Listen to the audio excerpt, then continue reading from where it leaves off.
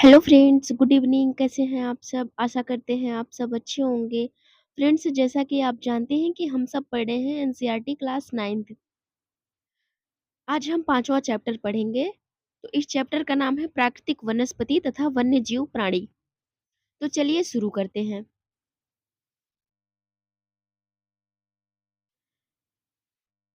क्या आपने कभी अपने स्कूल, घर या आसपास के मैदानों में भली भांति के वृक्ष, झाड़ियां, घास तथा पक्षियों को देखा है? क्या वह एक ही प्रकार के हैं या अलग-अलग तरह के हैं? भारत एक विशाल देश है, अतः इसमें आप अनेक प्रकार की जैव रूपों की कल्पना कर सकते हैं।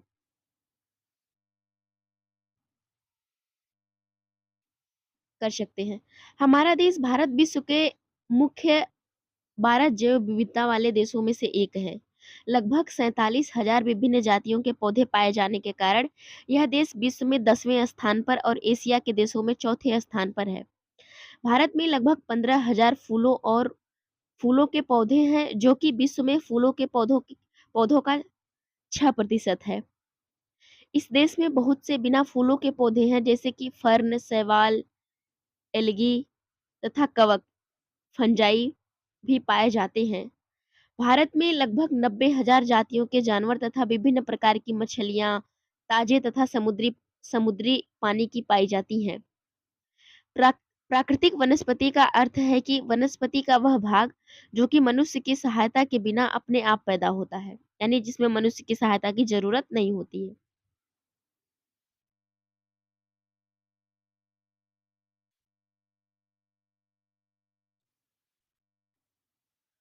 और जो लंबे समय तक उस पर मानवीय प्रभाव नहीं पड़ता, जिस पर लंबे समय तक मानवीय प्रभाव नहीं पड़ता, इसे अक्षत वनस्पति कहते हैं।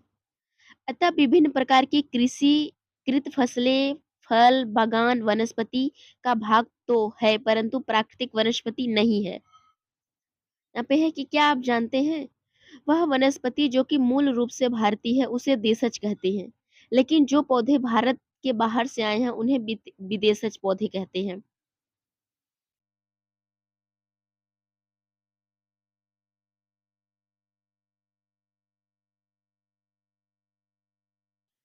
वनस्पति जगत जगत शब्द का अर्थ किसी विशेष क्षेत्र में किसी भी समय पौधे की उत्पत्ति से है।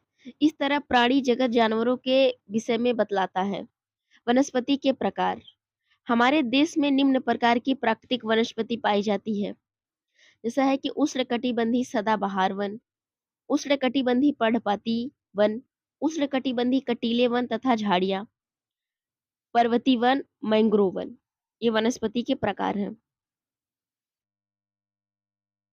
अब हम बात करते हैं उष्णकटिबंधीय वर्षावन की।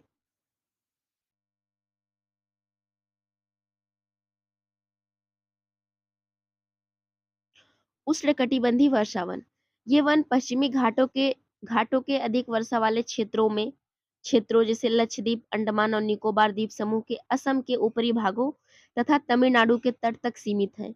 ये उन क्षेत्रों में भली भांति विकसित है जहां 200 सेंटीमीटर से अधिक वर्षा के साथ साथ थोड़े समय के लिए शुष्क ऋतु पाई जाती है। इन वनों में वृक्ष 60 मीटर तथा इससे अधिक ऊंचाई तक पहुंचते हैं। चूंकि ये क्षेत्र वर्ष भर गर्म आर्द्र रहते हैं, अतः यहाँ हर प्रकार की वनस्पति, वृक्ष, झाड़ियाँ, लताएं उगती हैं और वनों में इनकी विभिन्न ऊंचाइयों से कई स्तर देखने को मिलते हैं। वृक्षों में पतझड़ होने का कोई निश्चित समय नहीं होता है, अतः यह वन साल भर हरे भरे लगते हैं। इन वनों में पाए जाने वाले व्यापारिक महत्व के कुछ वृक्ष जैसे आबनूस, जिसे हम एबोनी कहते हैं, महोगनी, रोजवुड, रबड़ और सिंकोना है।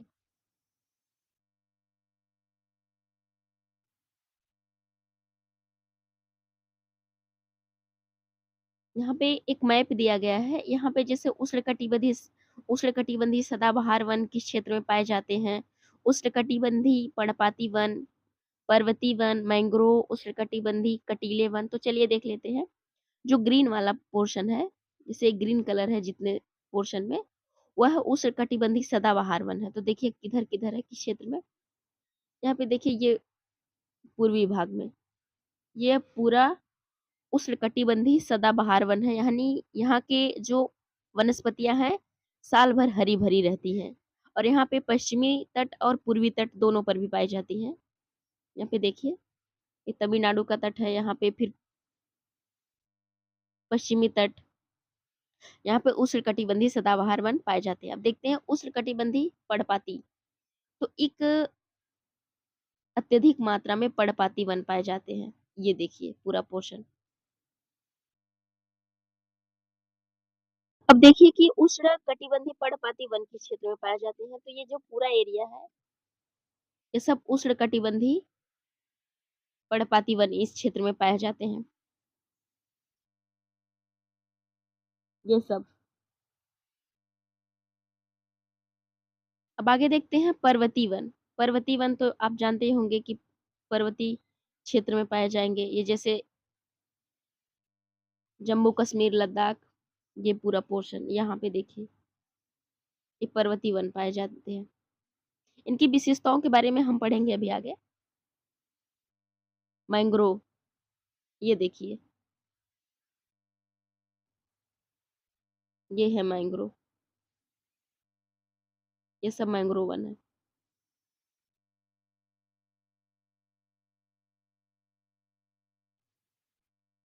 अब लास्ट में देखते हैं उष्णकटिबंधीय कटीले वन। तो ये देखिए राजस्थान, गुजरात का ये सब पोर्शन, यहाँ सब कटीले वनस्पतियां पाई जाती हैं यहाँ पे। कटीले वनों का विस्तार है इन सब क्षेत्रों में। चलिए अब आगे देखते हैं।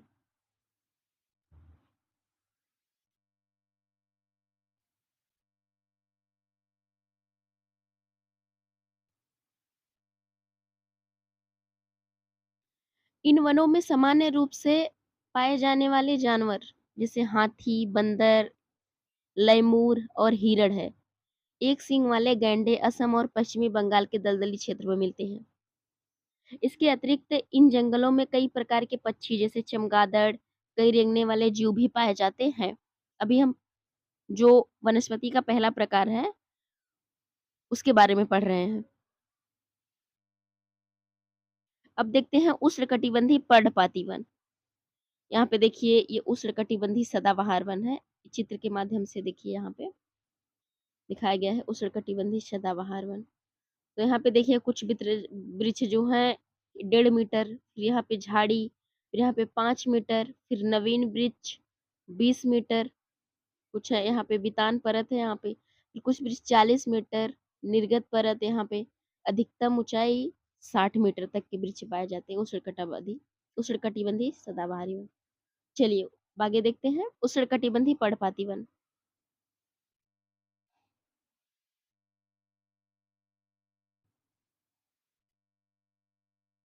उष्णकटिबंधीय पर्णपाती वन ये भारत में सबसे बड़े क्षेत्र में फैले हुए वन हैं। इन्हें मानसूनी वन भी कहते हैं। ये उन क्षेत्रों में विस्तृत है जहां 70 से 200 सेंटीमीटर तक वर्षा होती है। इस प्रकार के वनों में वृक्ष शुष्क ग्रीष्म ऋतु में 6 से 8 सप्ताह के लिए अपनी पत्तियां गिरा देते हैं। जल की उपलब्धि के आधार पर इन वनों को आर्द्र शुष्क पर्णपाती वनों में विभाजित किया जाता है। आर्द्र तथा शुष्क पर्णपाती यानी दो प्रकार होते हैं, इसके विभाजित किया जाता है। इनमें आर्द्र या नम पर्णपाती उन क्षेत्रों में पाए जाते हैं जहां 100 से 200 सेंटीमीटर तक वर्षा होती है। वहां पे हम देखते हैं, वहां पे जो नम पर्णपाती पाए जाते हैं, आर्द्र पर्णपाती वन पाए जाते हैं। अतः ऐसे देश के पूर्वी भागों, उत्तरी पूर्वी राज्यों, हिमालय के गिरिपथ प्रदेशों, झारखंड, पश्चिमी उड़ीसा, छत्तीसगढ़ तथा पश्चिमी घाटों के पूर्वी ढलानों पर पाए जाते हैं। यानी जहाँ 100 सेंटीमीटर से 200 सेंटीमीटर वर्षा होती है, यानी आर्द्र पर्णपाती वन इन सब क्षेत्रों में पाए जाते हैं।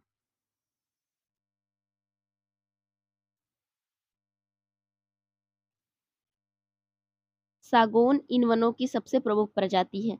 बांस, साल,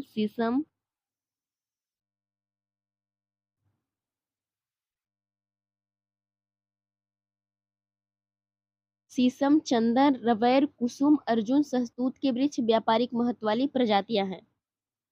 शुष्क पर्णपाती वन उन क्षेत्रों में पाए जाते हैं जहां वर्षा 70 से 100 सेंटीमीटर के बीच होती है। आर्द्र में कितना हो रही थी वर्षा? 100 से 200, अब यहाँ से 70 से 100 सेंटीमीटर। ये वन प्रायद्वीपीय पठार के ऐसे वर्षा वाले क्षेत्र जैसे उत्तर प्रदेश तथा बिहार के मैदानों में पाए जाते हैं। यानी बिहार में जो है शुष्क पर्णपाती वन पाए जाते हैं, और उत्तर प्रदेश में भी। विस्तृत क्षेत्रों में प्रायः सागौन, साल, पीपल, नीम के वृक्ष उगते हैं। इन क्षेत्रों के बहुत बड़े भाग कृषि कार्य में प्रयोग हेतु साफ कर लिए जाते हैं। कुछ भागों में पशुचारण भी होता है।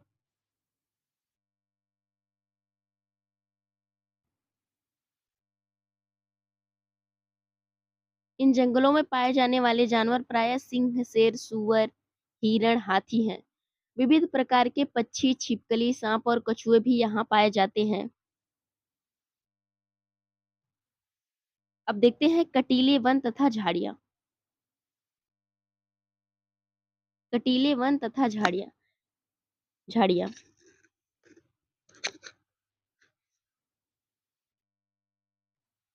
जिन क्षेत्रों में 70 सेंटीमीटर से कम वर्षा होती है, वहाँ प्राकृतिक वनस्पति में कटीले वन तथा झाड़ियाँ पाई जाती हैं। यानी जो कटीले वन होते हैं, वहाँ पे 70 सेंटीमीटर से कम वर्षा होती है। इस प्रकार की वनस्पति देश के उत्तर-पश्चिमी भागों में पाई जाती है, जिसमें गुजरात, राजस्थान, छत्तीसगढ़, मध्य प्रदेश, उत्तर प्रदेश तथा हरियाणा के अर्धशुष्क क्षेत्र सम्मिलित हैं। अकासिया अकासिया खजूर, जिसे पाम कहते हैं, यूफोरबिया तथा नागफनी यहाँ की मुख्य पादप प्रजातियां हैं।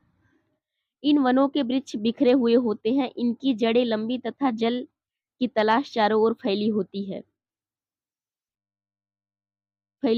है, जिससे वाष्पीकरण कम से कम हो सके। शुष्क भागों में झाड़ियों और कटीले पादप पाए जाते हैं।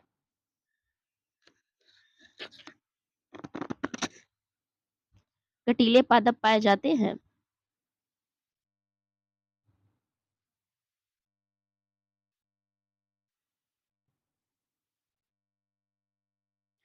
इन जंगलों में प्रायः चूहे, खरगोश, लोमड़ी, भेड़िए, शेर, सिंह, जंगली गधा, घोड़े तथा ऊंट भी पाए जाते हैं। कटीले वन और झाड़ियाँ, इस वाले पोर्शन में ये सब जानवर पाए जाते हैं। यानी इस क्षेत्र में जहाँ पे कटीले वन और झाड़ियाँ पाई जाती हैं, वहाँ पे चूहा, खरगोश, लोमड़ी, भेड़िया, शेर, सिंह, जंगली गधा, घोड़े और ऊंट पाए जाते हैं। अब हम बात करते हैं पर्वतीय वन की।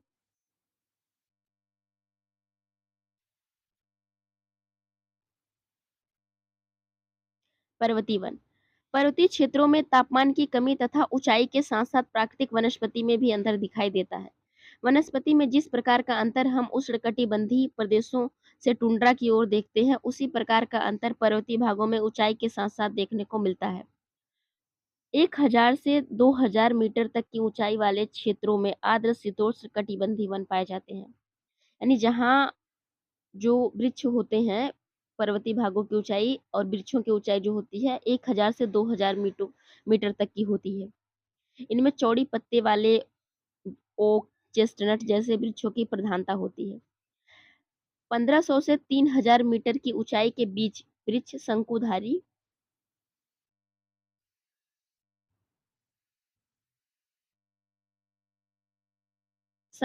वृक्ष जैसे चीड़, पाइन, देवदार, सिल्वर फर, स्प्रूस, सीडर आदि पाए जाते हैं। ये वन प्रायः हिमालय की दक्षिणी ढलानों, दक्षिण और पूर्व भारत के अधिक ऊंचाई वाले भागों में पाए जाते हैं। अधिक ऊंचाई पर प्रायः शीतोष्ण कटिबंधीय घास के मैदान पाए जाते हैं।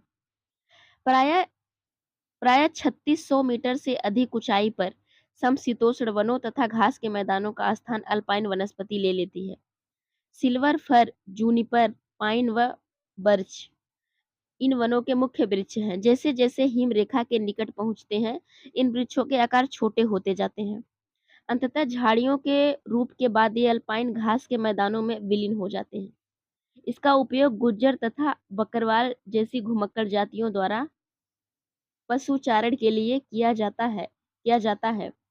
अधिक ऊंचाई वाले भागों में मांस, चीलन घास, टुंड्रा वनस्पति का एक भाग है। मांस लीचन घास टुंड्रा वनस्पति का एक भाग है। इन वनों में प्रायः कश्मीरी महामृग, चीतरा चीतरा हिरण, जंगली भेड़, खरगोश, तिब्बती बारहसिंहा, याक, हिम तेंदुआ, गिलहरी, रीछ, आइबैक्स, कहीं-कहीं लाल पांडा, घने बालों वाली भेड़ तथा बकरियां पाई जाती हैं, यानी पर्वतीय वनों में। अब बात करते हैं मैंग्रोव वन।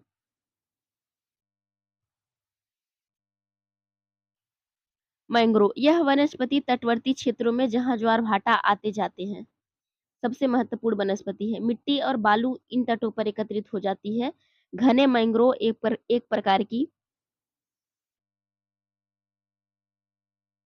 प्रकार की वनस्पति है, जिसमें पौधों की जड़ें पानी में डूबी रहती हैं।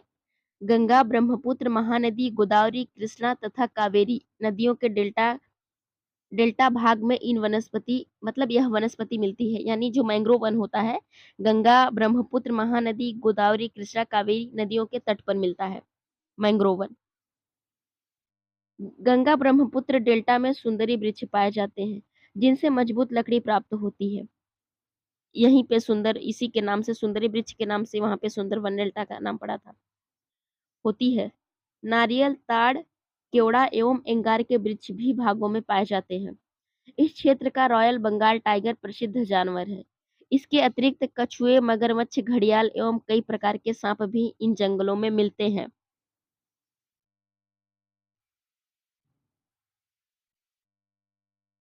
बात करते हैं वन्य प्राणी की। वन्य प्राणी वनस्पति की भांति ही भारत विभिन्न प्रकार की प्राणी संपत्ति से भी धनी है। यहाँ जीवों की लगभग 90,000 प्रजातियां मिलती हैं। देश में लगभग 20,000 से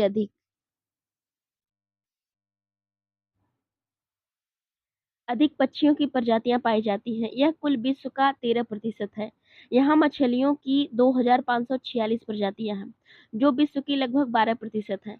भारत में विश्व के 5 से 8% तक उभयचरी, सरीसृप तथा स्तनधारी जानवर भी पाए जाते हैं। स्तनधारी जानवरों में हाथी सबसे अधिक महत्वपूर्ण है। ये असम, कर्नाटक, केरल के उष्ण तथा आर्द्र वनों में पाए जाते हैं। एक सींग वाले गैंडे अन्य जानवर हैं जो पश्चिमी बंगाल तथा असम के दलदली क्षेत्रों में रहते हैं। कच्छ के रण तथा थार के मरुस्थल में क्रमशः जंगली गधे तथा ऊंट रहते हैं। भारतीय भैंसा, नीलगाय, चौंघिया, चौंघी हाँ चौसिंघा, छोटा मृग तथा विभिन्न प्रजातियों वाले हिरण आदि कुछ अन्य जानवर हैं जो भारत जो भारत में पाए जाते हैं। यहाँ बंदरों की भी अनेक प्रजातियां पाई जाती हैं।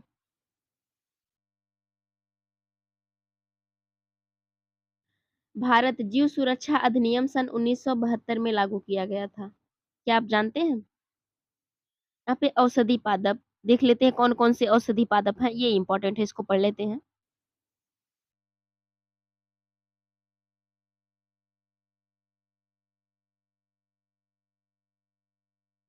औषधि पादप भारत प्राचीन समय से अपने मसालों तथा जड़ी बूटियों के लिए विश्वविख्यात रहा है। आयुर्वेद में लगभग 2000 पादपों का वर्णन है। कम से कम 500 तो निरंतर प्रयोग में आते रहे हैं। विश्व संरक्षण संघ ने लाल सूची के अंतर्गत 352 पादपों की गणना की है, जिसमें 52 पादप अति संकटग्रस्त हैं और 49 पादपों को विनिष्ट होने का खतरा है। भारत में प्राय औषधि के लिए प्रयोग होने वाले कुछ निम्नलिखित पादप हैं, जैसे सर्पगंधा। यह रक्तचाप निदान के लिए प्रयोग होता है और केवल भारत में ही पाया जाता है। इम्पोर्टेंट है ये। सर्पगंधा। जामुन। पके हुए फल से सिरका बनाया जाता है जो कि वायुसारी और मूत्रवर्धक है और इसमें पाचन शक्ति के भी गुण होते हैं। बीज का बनाया हुआ पाउडर मधुमेह रोग में सहायता करता है। यानी जो जामुन होता है वह डायबिटीज के लिए बहुत इंपॉर्टेंट होता है, बहुत महत्वपूर्ण होता है दवा के लिए। बात करते हैं अर्जुन। ताजे पत्तों का निकला हुआ रस कान के दर्द के इलाज में सहायता करता है। यह रक्तचाप की नियमितता के लिए लाभदायक है। यानी जब कान में हमारे दर्द होता है तो यह रस उसका निकाल के कान में डाला जाता है, जिससे दर्द से राहत मिलती है। बात करते हैं बबूल। इसके पत्ते आंख की फुंसी के लिए लाभदायक है। इससे प्राप्त गोंद का प्रयोग शारीरिक शक्ति की वृद्धि के लिए होता है, जो बबूल का गोंद होता है। बात करते हैं नीम की। नीम जैव और जीवाणु प्रतिरोधक है। इससे हमें बैक्टीरिया से बचाता है। नीम की पत्तियां, नीम के पत्तियों का जूस। बात करते हैं तुलसी पादप। जुकाम और खांसी की दवा में इसका प्रयोग होता है। तुलसी के पत्ते का। कचनार, फोड़ा यानी अल्सर व दमा रोगों के लिए प्रयोग होता है। इस पौधे की जड़ और कली पाचन शक्ति में सहायता करती है। कचनार की। अपने क्षेत्र के औषधि पादपों की पहचान करो। कौन से पौधे औषधि के लिए प्रयोग होते हैं और उस स्थान के लोग उनका कौन सी बीमारियों के लिए प्रयोग करते हैं। प्राकृतिक पारिस्थितिकी तंत्र मनुष्य के जीवन के लिए अनिवार्य है। क्या यह संभव है कि प्राकृतिक पर्यावरण का निरंतर होता जा रहा विनाश रोका जा सके? हो सकता है संभव, अगर योजनाएं बनाई जाएं और जागरूक किया जाए लोगों को तो।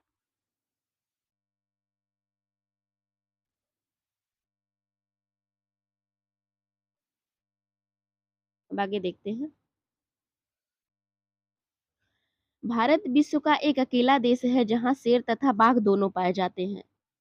भारतीय शेरों का प्राकृतिक वास स्थल गुजरात में गिर जंगल है। बाघ मध्य प्रदेश तथा झारखंड के वनों, पश्चिमी बंगाल के सुंदरवन तथा हिमालयी क्षेत्रों में पाए जाते हैं। बिल्ली जाति के सदस्यों में तेंदुआ भी एक शिकारी जानवरों में मुख्य है। हिमालयी क्षेत्रों में पाए जाने वाले जानवर अपेक्षाकृत कठोर जलवायु को सहन करने वाले होते हैं, जो अत्यधिक ठंड में भी जीवित रहते हैं। लद्दाख की बर्फीली ऊंचाइयों में याक पाए जाते हैं, जो गुच्छेदार सिंहों वाले बैल जैसा कि जीव है, जिसका भार लगभग 1 टन होता है। तिब्बती बारहसिंहा, भारल यानी नीली भेड़, जंगली भेड़ तथा कियांग तिब्बती जंगली गधे भी यहाँ पाए जाते हैं। कहीं कहीं लाल पंडा भी कुछ भागों में मिलते हैं।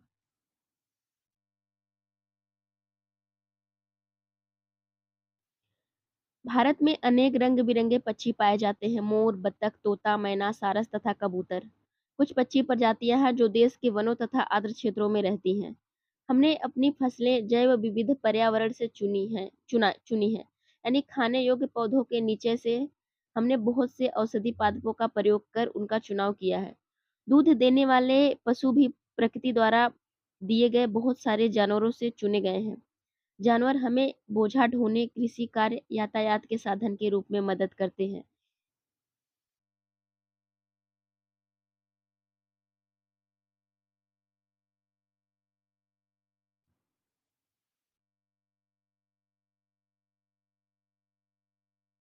मदद करते हैं।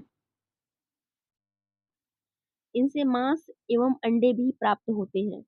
मछली से पौष्टिक आहार मिलता है। बहुत से कीड़े मकोड़े फसलों, फलों और वृक्षों के परागण में मदद करते हैं और हानिकारक कीड़ों पर जैविक नियंत्रण रखते हैं। प्रत्येक प्रजाति का पारिस्थितिक तंत्र में योगदान है, अतः उनका संरक्षण अनिवार्य है। जैसा कि पहले बताया गया है कि मनुष्यों द्वारा पादपों और जीवन जीवन के अत्यधिक उपयोग के कारण पारिस्थितिकी तंत्र असंतुलित हो गया है। लगभग 1300 पादप प्रजातियां संकट में हैं और 20 प्रजातियां विनष्ट हो चुकी हैं। काफी वन्य जीव प्रजातियां भी संकट में हैं और कुछ विनष्ट हो चुकी हैं। पारिस्थितिक तंत्र के असंतुलन का मुख्य कारण लालची व्यापारियों का अपने व्यवसाय के लिए अत्यधिक शिकार करना है। रासायनिक और औद्योगिक अवशिष्ट तथा तेजाबी जमाव के कारण प्रदूषण, विदेशी प्रजातियों का प्रवेश, कृषि तथा निवास के लिए वनों की अंधाधुंध कटाई पारिस्थितिक तंत्र के असंतुलन का कारण है। यानी जो अंधाधुंध कटाई हो रही है, यह पारिस्थितिक तंत्र के असंतुलन का कारण है।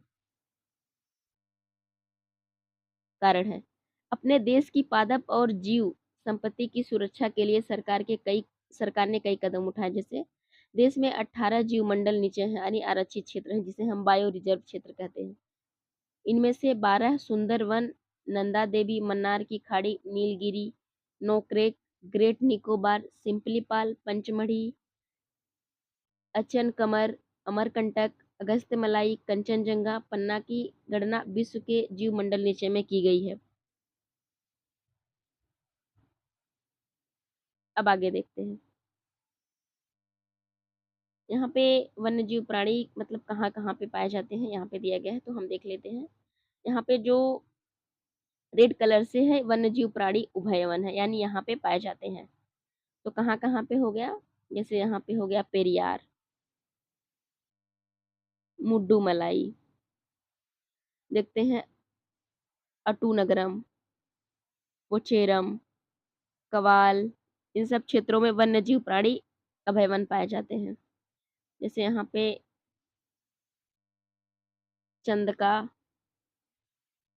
चंद्रप्रभा, सरिस्का, गोरुमारा, तो इन सब क्षेत्रों में वन्य प्राणी उभयवन अभयवन पाए जाते हैं। अब हम देखते हैं पक्षी अभयवन, यानी पक्षियाँ कहाँ-कहाँ पाई जाती हैं, किन-किन क्षेत्रों में। तो यहाँ पे ये देखिए वेदांत वेदांतथंगल है, यहाँ पे रंगांडि रंगाडितु यहाँ पर पाई जाती हैं पक्षियाँ। और आगे देखते हैं, यानी पक्षियाँ इन्हीं 2 क्षेत्रों में पाई जाती हैं, यहाँ पे और यहाँ पे। अब बात करते हैं नेशनल पार्क की। तो नेशनल पार्क जैसे यहाँ पे बांदीपुर नेशनल पार्क हो गया, Rajgir, Shivpuri, Kanha national park, Tadoba national park, उसके बाद संजय गांधी नेशनल पार्क, उसके बाद यहाँ पे केवलादेव रणथंभौर नेशनल पार्क, यहाँ पे Manas national park, Kaziranga national park,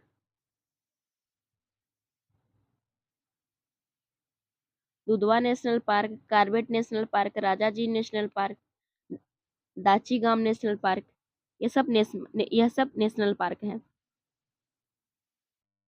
तो ये सब नेशनल पार्क किस राज्य में स्थित है, ये आप हमें कमेंट बॉक्स में एक लिस्ट के माध्यम से बताने की कोशिश कीजिएगा, जिससे आपको याद भी हो जाएगा कई बार लिखने के बाद।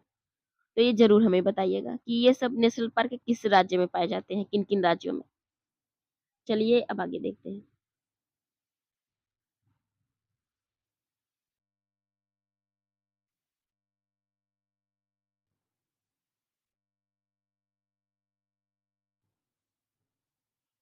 20 में देखते हैं दूसरा पॉइंट।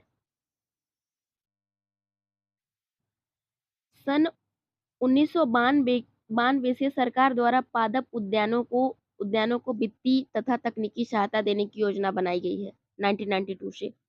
शेर संरक्षण, गैंडा संरक्षण, भारतीय भैंसा संरक्षण तथा पारिस्थितिक तंत्र के संतुलन के लिए कई योजनाएं बनाई गई हैं।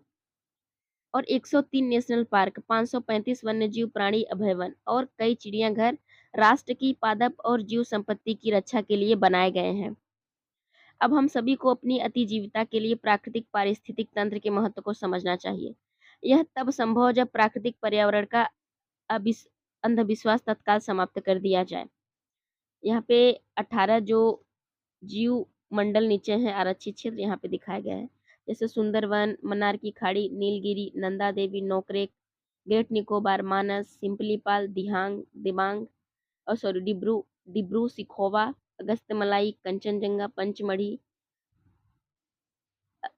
अचनक कमर, अमरकंटक, कच्छ, ठंडा रेगिस्तान, शेषाचलम, पन्ना। प्रवासी पक्षियों के बारे में पढ़ लेते हैं। प्रवासी पक्षी, भारत के कुछ दलदली भाग प्रवासी पक्षियों के लिए प्रसिद्ध है। शीत ऋतु में साइबेरियन सारस बहुत संख्या में यहाँ आते हैं। पक्षियों का एक मनपसंद स्थान कच्छ का रण है, जिस स्थान पर मरुभूमि समुद्र से मिलती है, वहाँ लाल सुंदर कलंगी वाले फ्लैमिंगोए हजारों की संख्या में आती हैं। खारे कीचड़ के ढेर बनाकर उसमें घोंसले बनाती हैं और बच्चों को पालती हैं। देश में अनोखों दर्शनीय दृश्यों में से यह भी एक है, यह हमारी कीमती धरोहर नहीं है। चलिए कुछ यहाँ पे प्रश्न दिया गया है, अभ्यास प्रश्न। यहाँ पे है पहला कि रबड़ किस प्रकार की वनस्पति से संबंधित है, तो इसका हो जाएगा उष्णकटिबंधीय वर्षावन। सिंकोना वृक्ष के लिए कितनी वर्षा सिंकोना के वृक्ष कितनी वर्षा वाले क्षेत्रों में पाए जाते हैं, तो इसका सही उत्तर हो जाएगा 100 सेंटीमीटर। आगे देखते हैं सिंपली पाल जीव मंडल नीचे कौन से राज्य में है, तो इसका उत्तर हो जाएगा उड़ीसा। यहाँ पे है कि कौन से जीव मंडल नीचे विश्व के जीव मंडल नीचियों के लिए रखे गए, तो इसका हो जाएगा नीलगिरी।